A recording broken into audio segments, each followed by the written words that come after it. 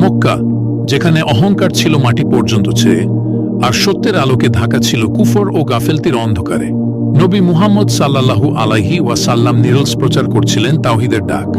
এক আল্লাহর ইবাদত করো, সত্যের পথে ফিরে এসো। কিন্তু মক্কার কাফির নেতারা আবু জেহেল, উমাইয়া, উতবা ও সায়েবা নিজেদের অহংকারে অন্ধ ছিল। তারা মিথ্যা অজুহাত দাঁড় করিয়ে বলছিল, তুমি যদি সত্যি নবী হও, আমাদের সামনে অলৌকিক কিছু দেখাও। হে মুহাম্মদ, তুমি বলো ফেরেশতারা তোমার প্রতি ওহী নিয়ে আসে। তুমি বলো আখেরাত আছে, অথচ আমাদের চোখ কিছুই দেখতে পায় না। যদি সত্যি তুমি নবী হও, আমাদের সামনে আকাশের চাঁদকে দুই ভাগ করে দেখাও, তাহলেই আমরা তোমার উপর ঈমান আনব। এটি ছিল তাদের চরম দাবি। প্রকৃতপক্ষে তারা চেয়েছিল একটি অলৌকিক দৃশ্য দেখে নবীজিকে অপদস্থ করতে। কিন্তু নবী সাল্লাল্লাহু আলাইহি ওয়াসাল্লাম জানতেন, সত্যের জ্যোতি কখনো মিথ্যার ময়লায় ঢেকে রাখা যায় না। নবীজি ধীরে ধীরে উঠে দাঁড়ালেন। নবী সাল্লাল্লাহু আলাইহি ওয়াসাল্লাম এর চোখ দুটো আকাশের দিকে উঠে যায়।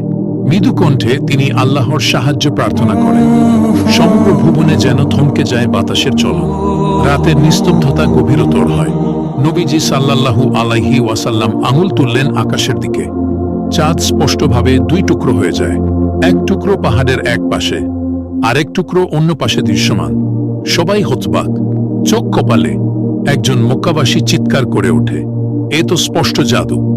যদি দূরবর্তী স্থান থেকে আগত কাফেলারা একই ঘটনা বলে, তবে বুঝব এটি আমাদের চোখের ভুল নয়। পরদিন মক্কায় দূরদূরান্ত থেকে আগত কাফেলারা সাক্ষ্য দিল যে তারাও দেখেছে চাঁদের দ্বিখণ্ডন। তখনও অনেকে ঈমান আনল, আবার অনেকের অন্তর অহংকারে অন্ধ রইল। নবীজি সাল্লাল্লাহু আলাইহি ওয়াসাল্লাম শান্ত কণ্ঠে বললেন, আল্লাহর কসম, আমি তো তোমাদের সতর্ককারী মাত্র। মক্কাবাসীদের সামনে স্পষ্ট প্রমাণ হাজির ছিল। চাঁদের দ্বিখণ্ডন এমন এক নিদর্শন যা মানবীয় শক্তির বাইরে। তবুও যারা ঈমান আনতে চায়নি, তাদের অন্তর থেকে অহংকারের মেঘ সরল না। কেউ কেউ মুখ ফিরিয়ে নিল, কেউ কেউ অযথা যুক্তি খাড়া করল।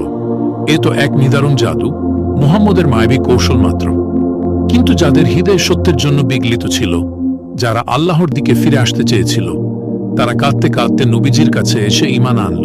তারা বলল, হে আল্লাহর রাসূল, আমরা সাক্ষ্য দিচ্ছি আপনি আল্লাহর প্রেরিত নবী। আমরা ঈমান আনলাম আপনার উপর এবং আপনার সাথে থাকব শেষ নিঃশ্বাস পর্যন্ত। নবী সাল্লাল্লাহু আলাইহি ওয়াসাল্লাম তাদের মুখমণ্ডলে স্নিগ্ধ ভালোবাসার হাসি ফুটিয়ে দিলেন। তিনি জানতেন হেদায়েত আল্লাহর হাতে। তিনি শুধু সতর্ককারী, দাওয়াতের বাহক। তারপর তিনি সবার উদ্দেশ্যে বললেন, যারা ঈমান আনে তাদের জন্য রয়েছে অফুরন্ত পুরস্কার, আর যারা মুখ ফিরিয়ে নেয় তাদের জন্য রয়েছে চরম আফসোসের দিন। রাতের আকাশ আবার আপন ছন্দে ফিরে এলো। চাঁদ নিজ রূপে জোড়া লাগলো।